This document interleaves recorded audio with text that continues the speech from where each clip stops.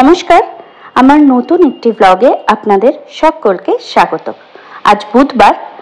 আজকে সকাল সকাল উঠে বাড়ির সমস্ত রকমের কাজকর্ম যেগুলো সকালের দিকে করা হয় সেগুলো কমপ্লিট করে আমি একটুখানি ব্যালকনিতে এসেছিলাম, কেন কি মা বলছিলেন যে আজকে এই পুঁইশাক গাছটার থেকে কিছু পাতা ছিঁড়বে, যেগুলো দিয়ে দুপুরবেলা ভাতের পাতে বড়া করা হবে। এই গাছটাতে না প্রচুর ছোট ছোট দানা হয়ে গেছে। এবার গাছের দানা হচ্ছে মানে গাছের বয়স কিন্তু বেশ ভালোই বেড়েছে। তা দেখুন, আমি বেশ অনেকগুলো পাতা কেটে নিয়েছি বড়া খাওয়ার জন্য, আর এগুলো নিয়ে গিয়ে এখন পরিষ্কার করে রেখে দেবো। পরে আমি বড়াটা খাওয়ার আগ দিয়ে ভেজে নেব। আর গতকাল আপনাদের সাথে আমার বারান্দা বাগানের যে একটা সবচেয়ে বড় আকর্ষণ শেয়ার করেছিলাম, এই পদ্ম ফুলটা। এই পদ্ম ফুলটা দেখুন সাদা থেকে কেমন গোলাপি হয়ে গেছে। যতই সূর্যের তাপ বাড়ে ততই কিন্তু এই স্থলপদ্ম সাদা রং থেকে আস্তে আস্তে গোলাপি হয়ে যায় এবং পরবর্তীকালে একেবারে ডিপ গোলাপি হয়ে যায়। আপনাদেরকে একটা জিনিস দেখাই। আমার এই বারান্দাটাতে দাঁড়ালে একদম আমার আঙুল বরাবর দেখুন কতগুলো ছোট ছোট ঘর মতো দেখা যাচ্ছে। ওটা এখানকার না লোকাল বাজার, ওটাকে বিহারি মার্কেট বলা হয়।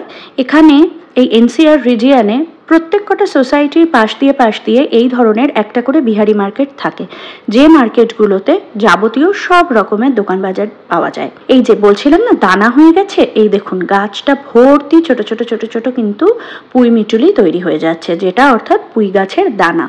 তো দানা হয়ে গেছে মানে গাছটার বয়স বেশ ভালোই বাড়ছে। সে কারণেই মা বললেন যে তাড়াতাড়ি করে কিছুটা কেটে নেওয়া যাক, কেটে নিয়ে রান্না করে খাওয়া যাক, কারণ এরপর বুড়ো হয়ে গেলে না তখন আর খেতে ভালো লাগবে না। গতকাল গিয়েছিলাম গ্রোসারি তুলতে, সেই গ্রোসারির সমস্ত ব্যাগগুলো সেইভাবেই পড়ে রয়েছে। এখন আগে এগুলোকে কমপ্লিট করব গোছানো, তারপর আমি কিচেনে রান্নার কাজে হাত দেব। কি কি গ্রোসারিতে এনেছি সেইগুলো এখন ব্যাগ থেকে একটা একটা করে বার করছি, আর ওই পাশে চেয়ারে মা বসে রয়েছেন, মাকে সেগুলো দেখাচ্ছি। আমার এবং আমার হাজবেন্ড দুজনেরই একটা বদভ্যেস আছে। আমাদেরকে যদি 10টা জিনিস আনতে বলে মা পাঠায় বাজারে, আমরা মোটামুটি 5টা কি 6টা নিয়ে চলে আসি, বাকি 4টে ভুলে যাই, বেমালুম ভুলে যাই, আমাদের একেবারেই মাথায় থাকে না। এবার গ্রোসারি তুলতে যাওয়ার সময় মা বারবার করে বলে দেন যে তোরা লিখে নিয়ে যা, লিখে নিয়ে যা। এবার লিখে তো নিয়ে যাই, কিন্তু ওই যে লিখে নেব তার আগে যে বাড়ির স্টকটা ভালো করে চেক করব কি আছে না আছে, সেটা আর করে ওঠা হয় না। যার ফলে যে কটা জিনিস লাগবে সে কটা জিনিসের মধ্যে থেকে কিছু না কিছু ঠিকই বাদ চলে যায়। এবার সেইটা তখন বাড়িতে বসে তখন হয়তো অনলাইনে আনাতে হয়, অথবা হয়তো সেটা ছাড়াই আর কি কোনোভাবে তখন বাকি রান্নাবান্না আর কি চালাতে হয়। তো এইটা একটা বড় বদভ্যেস আমাদের। তো সেই কারণেই আমি বার করে করে ওই মাকে দেখাচ্ছি যে এটা এনেছি ওটা এনেছি। তো আর মায়ের কাছে লিস্টটা দেওয়া রয়েছে, মা লিস্টটা দেখে দেখে টিকমার্ক করছে যে সবকিছু ঠিকঠাক আমি আনতে পেরেছি কিনা। এই দেখুন আমার হাতে এক প্যাকেট চা দেখতে পাচ্ছেন তো, একটা কমলা রঙের প্যাকেট। আমি আর একটা প্যাকেট অ্যাকচুয়ালি খুঁজে যাচ্ছি এখন, কেন কি আমি আর একটা চা পাতা এনেছি আমার মনে আছে, কারণ প্রত্যেক মাসে না আমি 2 রকমের 2টো চা পাতা আনি, যে 2টো চা পাতাকে মিক্স করে আমি তারপরে আর কি চাটা বানাই। সেটা আমি কিন্তু খুঁজে পাচ্ছি না ব্যাগের মধ্যে। বাকি সবই বেরোলো, আর এক প্যাকেট চা পাতা কিন্তু বেরোলো না। এবার আমি জানি না এই বক্সেও কিছু গ্রোসারি রয়েছে, এই বক্সে আসলে না কিছু কাচের ডিব্বা আছে। মানে আমি অ্যাকচুয়ালি আমার কিচেনটাকে আস্তে আস্তে প্লাস্টিক ফ্রি করে ফেলছি, সমস্ত যে কন্টেনার আছে সবগুলোই আমি আস্তে আস্তে কাঁচের করে ফেলছি। তো ওই কাঁচের ডিব্বাগুলো এই বক্সটার মধ্যে প্যাক করে দিয়েছে সাপোর্ট হিসেবে, এর মধ্যে অনেক কিছু ঢোকানো রয়েছে। এবার এর মধ্যে আছে কিনা আমি জানি না, যদি না থাকে তাহলে হয়তো আমি ভুলে গেছি, কারণ আমার মনে আছে আমি বিল করিয়েছি, আর বিলটা অবশ্য আমি পরে দেখলে বুঝতে পারবো যে আছে কিনা। তো এখন একটা একটা করে বার করি সব জিনিসগুলো, তাহলে বুঝতে পারবো যে এর মধ্যে আর একটা চায়ের প্যাকেট রয়েছে কিনা। এই যে চায়ের প্যাকেটটা পাওয়া গেছে। এটাই আমি এতক্ষণ ভাবছিলাম যে কি জানি আমি হয়তো এটা ভুলে এসেছি।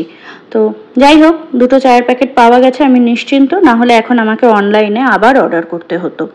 আর এইগুলো ওই টুকটাক কিছু আর কি স্ন্যাক্স টাইপের আছে, ওগুলো আমার হাজবেন্ডের খুব পছন্দ ওইসব খাওয়া, তো ও এনেছে, আমি ওগুলো অত খাই না। কাঁচের কন্টেনারগুলো দেখে মা জিজ্ঞেস করছিলেন যে গত মাসে যে কাঁচের কন্টেনারগুলো এনেছি তার থেকে এই মাসের কাঁচের কন্টেনারের ডিজাইনগুলো সব আলাদা কেন, একরকম হলে তো দেখতে ভালো লাগে। তো সেটাই মাকে বোঝাচ্ছিলাম যে একবারে যদি পুরো কিচেনের কাঁচের কন্টেনার একসাথে কেনা যায় তাহলে সেম ডিজাইনটা পাওয়া যায়। ওদের কি হয়, ডিমার্টে না ওদের কন্টিনিউ স্টক চেঞ্জ হতে থাকে, ডিজাইন চেঞ্জ হতে থাকে, যে কারণে আমি গত মাসে কিছুটা এনেছিলাম কন্টেনার আর এই মাসে কিছুটা এনেছি। এক মাসে তো সবগুলো একসাথে কেনা সম্ভব হয় না, যার ফলে কি হচ্ছে কিছু কিছু কন্টেনারের ডিজাইন চেঞ্জ হয়ে যাচ্ছে।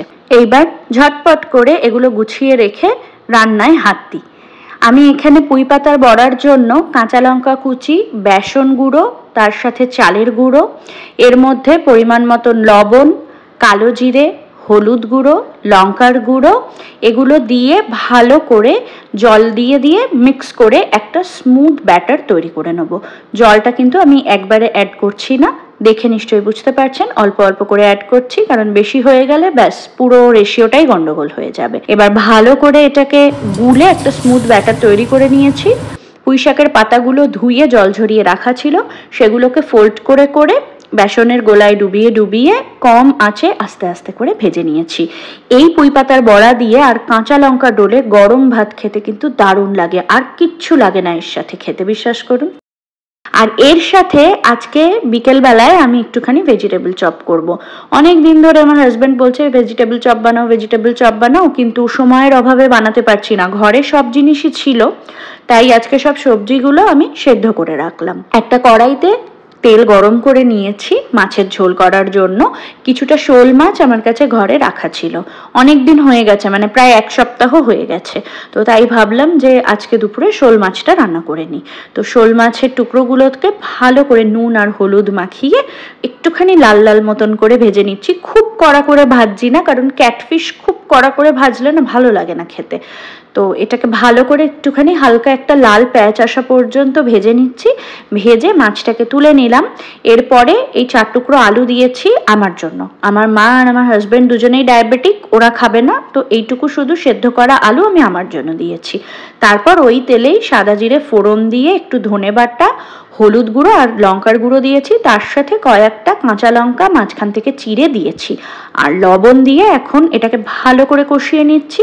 তেল ছেড়ে গেলে এটাতে পরিমাণ মতন জল দিয়ে দেবো। আজকে দুপুরে ডাল করছি না, সুতরাং জলটা একটুখানি বেশিই দিলাম, কারণ এই ঝোলটা দিয়ে আর ওই পুঁই পাতার বড়াটা দিয়েই খাবো।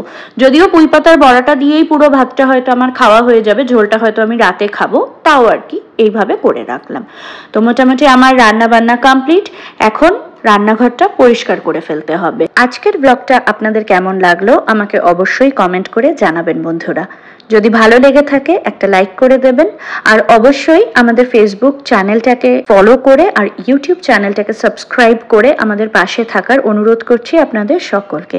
দেখা হবে খুব তাড়াতাড়ি নতুন কোনো একটি ব্লগে। টাটা।